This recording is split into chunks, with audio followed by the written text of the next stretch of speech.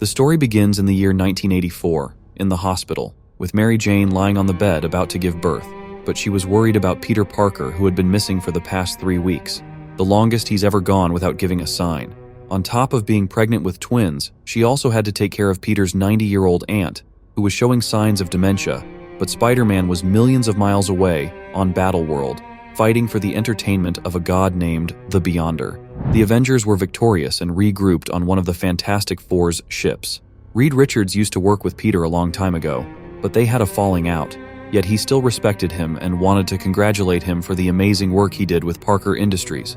Hulk and Thor show up, making fun of Spider-Man's suit, saying he needs a new one. They tell him about a wonderful device in the room next to them, a device that makes everything you want. You just have to think about it.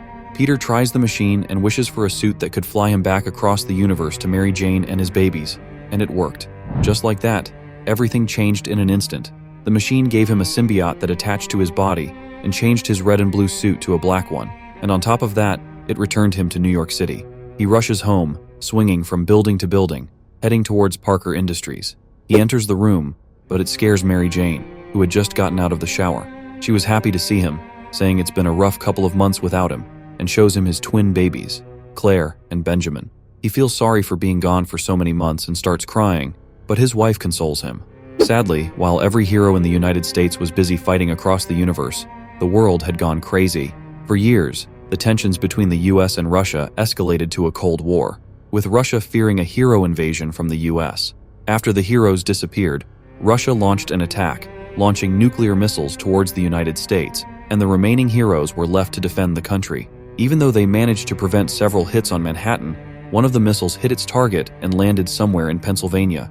Vision tried to prevent it, but he couldn't, and the impact was so powerful that it caused his body to become intangible, becoming unable to remain solid. Parker Industries was in charge of radiation cleanup, having built a device that could absorb radiation. Reed Richards warned Spider-Man that the black suit is alive, a symbiote that attached itself to his body, making him stronger and faster, but also trying to take control of his mind.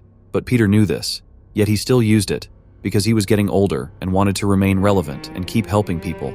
Things back home haven't been going great either. Mary Jane was tired of raising the babies alone, and on top of that, she had to also take care of Aunt May, who was showing signs of dementia and would often run away. She blames the suit, saying he's become addicted to it, but Peter removed the suit and equipped his old one, wanting to prove a point.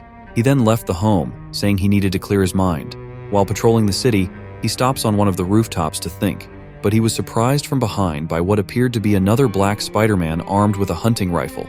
The other Spider-Man attacks him, trying to kill him at point-blank range, but Peter's reflexes still worked and he dodged the attacks. He jumps the man and removes the mask, revealing the attacker was none other than Kraven the Hunter. Spider-Man demanded to know why he attacked him, but he got distracted and Kraven stabbed him with a knife. Kraven says their two countries are at war now, even though he lived here a long time and feels like an American now. However, he was dying of cancer and his body was weaker, but he still claimed he was stronger than Spider-Man, calling him weak. He wanted to kill his final prey before he died, saying Spider-Man used to be a beautiful warrior and he deserved a warrior's death. Peter begged for his life, saying he has a wife and kids now, but it didn't matter. Kraven pointed his rifle at him and shot him point blank. This left him severely injured and Kraven presumed he was dead. He then took his body and buried him in the cemetery. Back at home, Mary Jane had no idea what was going on, but she heard a noise coming from the lab.